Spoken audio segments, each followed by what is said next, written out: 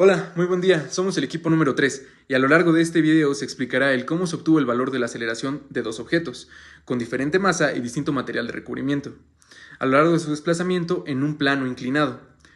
Se consideró la fricción generada entre el material de este plano donde se posicionaron las masas, así como también el material de recubrimiento de cada objeto.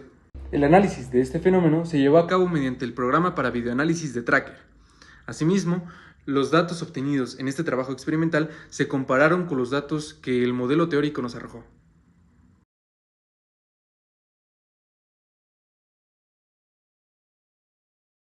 El plano inclinado es una máquina simple que consiste en una superficie plana que forma un ángulo agudo con el suelo, sobre las cuales objetos pueden estar en reposo, deslizarse o rodar hacia arriba o hacia abajo. Los planos inclinados son útiles ya que pueden reducir la cantidad de fuerza requerida para mover un objeto verticalmente. Ahora bien, dentro de ellos también participa lo que es la fuerza de gravedad. Es la fuerza que hace que los cuerpos sean atraídos hacia la superficie de la Tierra, o mejor dicho, hacia el centro de la Tierra. La gravedad puede hacer que un cuerpo se mueva o se detenga. La gravedad también afecta a los cuerpos de la siguiente forma. Cuando cae un objeto, la fuerza de gravedad hace que su velocidad sea cada vez mayor. También, dentro de este experimento, se pone en práctica la primera ley de Newton. En su primera ley de movimiento, él establece que todo cuerpo que persevera en su estado de reposo o movimiento uniforme y en la misma dirección y velocidad, a no ser que sea obligado a cambiar su estado por fuerzas netas impresas sobre él. En otras palabras, no cambiará su movimiento a menos que actúe sobre él una fuerza. Dentro de este experimento debemos de tener en cuenta la fricción o fuerza de rozamiento, que es una fuerza existente entre dos superficies que se encuentran en contacto y se opone al movimiento, o sea, tiene dirección contraria al movimiento. Esta fuerza puede ser de dos tipos: estática, cuando se opone al inicio de un deslizamiento, o dinámica, cuando se opone al movimiento relativo.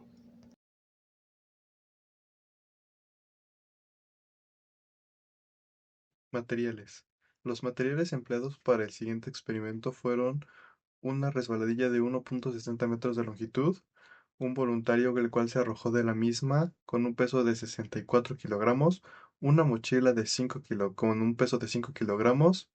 También empleamos un flexómetro, un tripié, un teléfono con cámara de 64 megapíxeles, grabando a 60 fotogramas por segundo.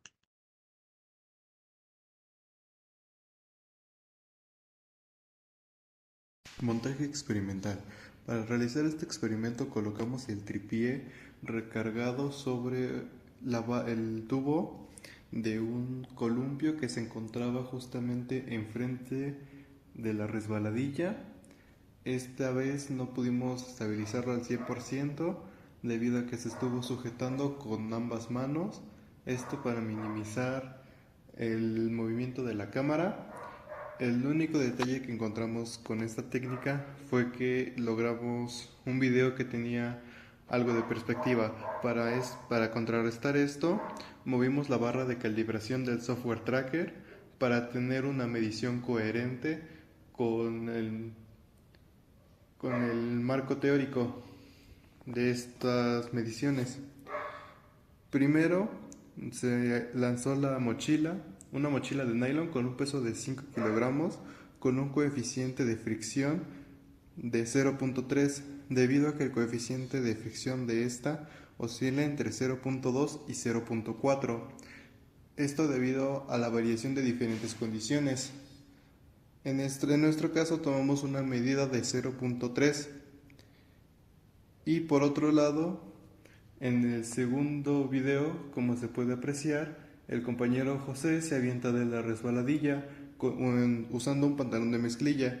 Este tiene un coeficiente de fricción de 0.4, ya que este oscila entre 0.3 y 0.5, dependiendo las condiciones ambientales, la fricción con la misma resbaladilla, que en este caso ambas fricciones se tomaron en consideración con la resbaladilla, que es una lámina de aluminio, algo desgastada, pues con el uso esta se pule y reduce un poco el coeficiente de fricción.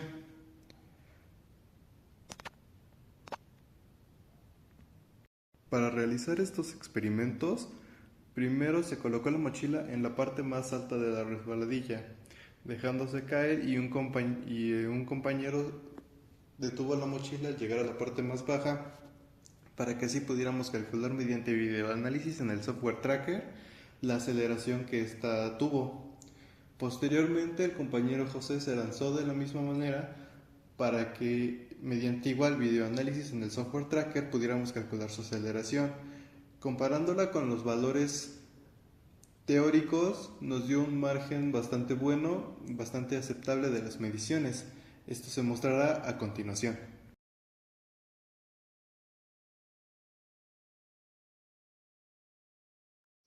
Para obtener la aceleración de un objeto deslizándose sobre un plano inclinado, donde la fricción no es despreciable, primero tenemos que considerar la masa del objeto. En este caso, la masa de la persona eran de 64 kilogramos, como se puede apreciar. Asimismo, también se debe de saber el ángulo con el que está respecto a la superficie el plano inclinado. Una vez sabiendo esto, lo primero que haremos es sacar la fuerza, la fuerza del objeto. Conociendo la gravedad y conociendo la masa de la persona, podemos con la segunda ley de Newton aplicar F es igual a m por a, obteniendo así una fuerza de 227.2 newtons. Posteriormente a eso, le sacaremos sus componentes tanto en X como en Y. Para la componente en X ocuparemos el seno de 30 grados, entonces tendremos que hacer 627.2 newtons por el seno de 30 grados, lo que nos dará aproximadamente 313.6 newtons. Ahora para la coordenada en Y haremos el mismo proceso pero con un coseno. En este caso nos dará 543.2 newtons. Para sacar la normal sabemos que la normal es, por la tercera ley de Newton, equivalente a la Y pero con el signo opuesto. En este caso, como nuestra Y está apuntando hacia abajo, el signo opuesto simplemente será positivo y la normal será de 543.2 newtons. Ahora, el coeficiente de fricción depende de los materiales. En este caso, como es un pantalón de mezclilla y hemos considerado el coeficiente de fricción 0.4, procederemos a multiplicar 0.4 por 543.2 newtons y obtendremos 217 newtons. Esto ahora vamos a hacer una diferencia de 213.6 newtons menos 217.3 newtons y obtendremos 96.3 newtons. Esas 96.3 newtons lo igualaremos a m por a y obtendremos 96.3 newtons igual a 64 kilogramos por la aceleración. Ahora dividimos entre 64.4 gramos los newtons y obtenemos una aceleración de 1.5 metros sobre segundo cuadrado.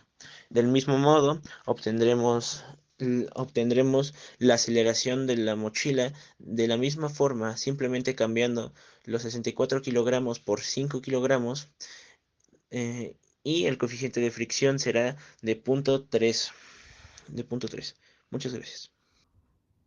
Una vez realizados los experimentos, procederemos a analizarlos en el software de Tracker, en donde les ajustaremos una curva a su cambio de posición, que en este caso coincidirá con una parábola, donde el componente A de la parábola será la aceleración de la partícula.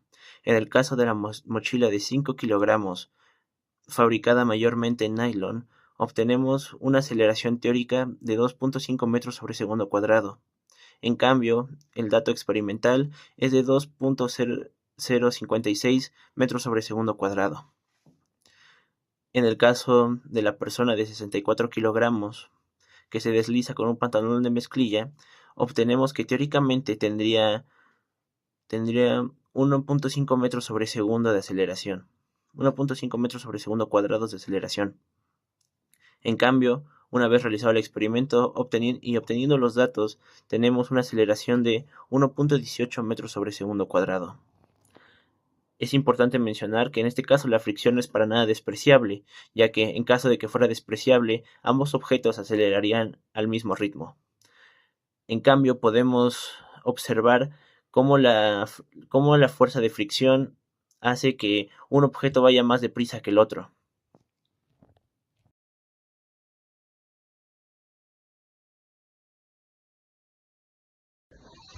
Para dar cierre a este video, vemos que pudimos encontrar tres cosas. Primero, que la fricción entre dos cuerpos a lo largo de un movimiento es determinante al momento de realizar mediciones respecto a este, así como también para describir el fenómeno.